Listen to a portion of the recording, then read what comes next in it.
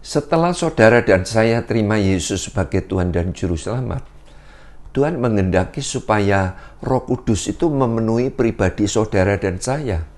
Sebab pada waktu seseorang itu dipenuhi dengan Roh Kudus, orang tersebut akan mudah untuk merenungkan firman Tuhan siang dan malam.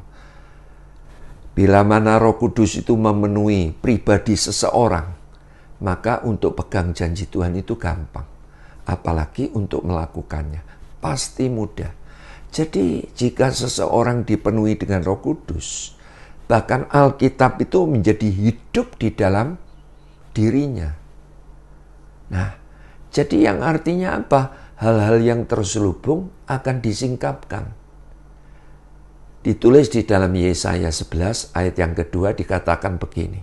Roh Tuhan akan ada padanya.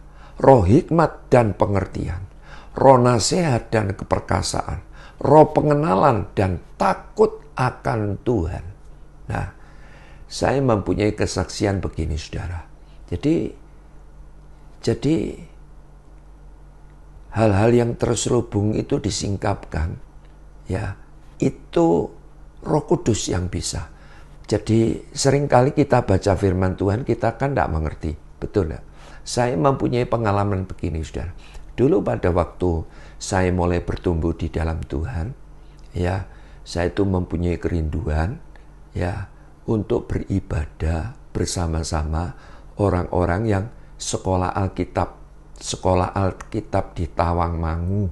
Nah, saya pada waktu itu belum punya apa-apa, saudara. Kondisi keadaan keuangan saya itu ya sangat memprihatinkan.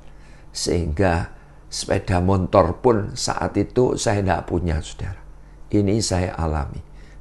Tapi kerinduan menyala-nyala untuk mencari Tuhan itu kuat sekali. Sehingga satu ketika saya itu harus ikut naik bis di pagi hari jam 3, saudara. Saya menunggu di depan rumah saya, itu ada bis, ya tiap pagi itu lewat pagi jam 3, ya ibu-ibu yang pergi ke pasar itu loh, jual tahu, jual bumbu, ya. Saya ikut bis itu, saudara. Sampai di Palur, saya oper, ikut lagi bis jurusan Tawangmangu. Sampai di sana, saya mengikuti ibadah, saudara. Ibadah di sekolah Alkitab Tawangmangu. Dan mereka ini yang ikut beribadah ini calon-calon hamba-hamba Tuhan, begitu, saudara. Jadi atmosfernya itu beda, saudara. Sangat berbeda sekali.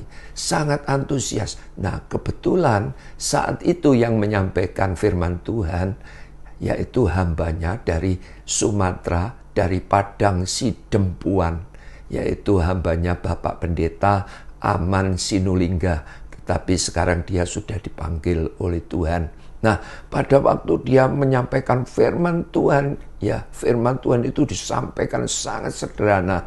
Dia menyampaikan dengan roh yang menyala-nyala, dengan antusias. Sehingga saya tergerak, saudara. Saya tertarik, saudara. Saya dekati hamba Tuhan ini setelah habis ibadah ini.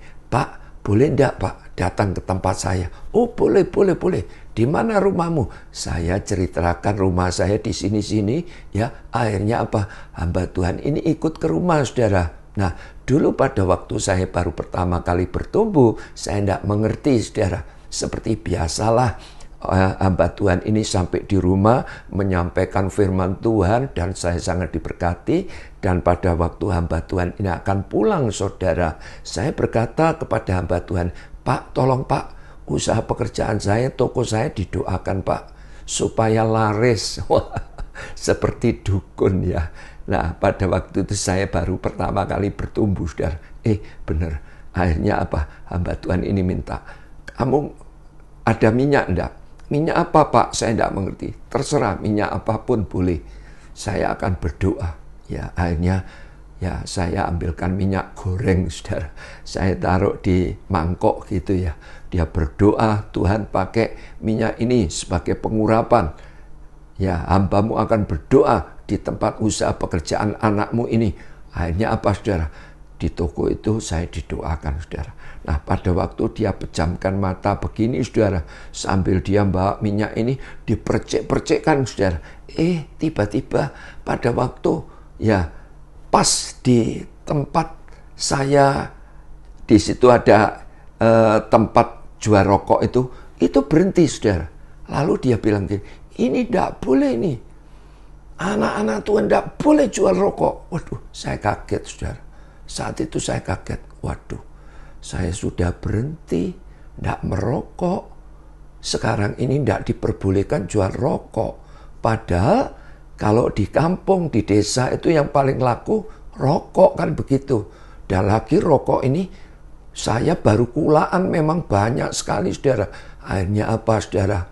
Ya, saya diwejang oleh hamba Tuhan ini. Saya tanya, loh Pak, saya ini sudah berhenti Pak, tidak merokok. Ya, masa tidak boleh jual rokok? Mana ayatnya? Akhirnya saya diberi petunjuk 1 Samuel 15. Wah, dia memaparkan kebenaran firman ini sangat tegas, lugas, dan jelas, saudara. Saya diberkati sekali. Hanya singkat cerita, saya dijamah oleh Tuhan, diurapi oleh firman yang disampaikan. Saya berkata kepada hambanya, kepada diri saya sendiri, rokok ini tak jual. Setelah itu saya tidak kulaan lagi. Saya jual, nanti tidak kulaan lagi. Nah, akhirnya apa? Setelah itu saya didoakan, hamba Tuhan ini pulang, saudara. Pulang, besok pagi-pagi itu datang ke rumah saya, saudara. Di depan rumah itu dia marah-marah. Kamu minta petunjuk Tuhan, minta didoain, tetapi kamu tidak mengikuti petunjuk Tuhan. Wah, marah-marah, saudara. Akhirnya saya bilang kepada hamba Tuhan ini, Pak, jangan marah-marah di depan rumah, Pak. Saya malu dengan tetangga. Ayo masuk. Akhirnya masuk, saudara. Wah, dia sampaikan firman Tuhan panjang lebar. Ya sudahlah. Akhirnya saya sungguh-sungguh diberkati oleh firman Tuhan ini tadi. Ya sudah.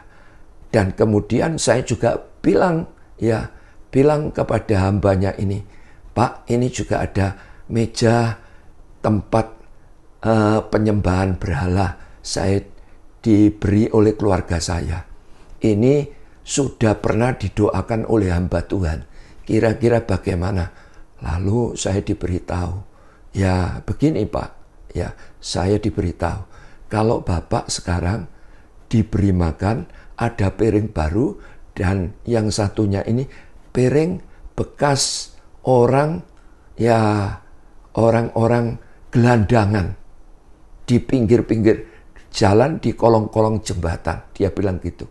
Kalau Bapak diberikan sajian makan, ini piring baru, dan kemudian ini piring bekas orang-orang gelandangan makan ini, Bapak pilih yang mana? Langsung otomatis saya bilang, pilih yang baru. Nah itu, akhirnya apa? Ya sudah, saya ngikut aja. Akhirnya, boleh enggak ini? Meja ini dihancurkan, dibakar. Ya sudah. Akhirnya apa, sudah? Rokok itu ya banyak sekali. Sebab apa? Saya baru kulaan, saudara. Rokoknya itu memang banyak, saudara. Ya, setelah memuji itu saya mencucurkan air mata. Saya nangis. Ya, bukan sekedar cuma dilawat. Secara jujur saya juga kepikiran apa, saudara? Sebab rokok ini kulaan, uangnya juga banyak. Kalau dibakar ini kan ya sebetulnya sayang, kan begitu, saudara. Ya sudah, berhubung saya harus mengikuti hamba Tuhan ini, ya sudah, saya ngikut aja, saudara. Hanya apa, saudara? Dibakar, saudara. Ya, rokok ini dibakar, meja-meja ini tadi dihancurkan, ikut dibakar. Akhirnya saya didoakan, dia pulang. Nah, singkat cerita, setelah semuanya dibakar, saudara, ya karyawan saya itu namanya Pak Adi Siswanto itu deketin saya. Dia bilang gini kepada saya, ya karyawan saya itu panggil saya Papa. Pak, lain hari jangan undang-undang hamba Tuhan itu. Apa itu? Menghancurkan apa-apa, ngentek neopopo. Dia bilang gitu, saudara. Ya sudah, akhirnya apa, saudara? Sejak saat itu, ya saya buka Alkitab, saya baca. Hikmat Tuhan itu luar biasa, yang terselubung disingkapkan. Jadi itu sebabnya, ya, kita itu harus dipenuhi dengan Roh Kudus. Kalau kita dipenuhi Roh Kudus, maka yang terselubung akan disingkapkan. Saya berdoa saudara menangkap kebenaran firman ini. Tuhan Yesus memberkati.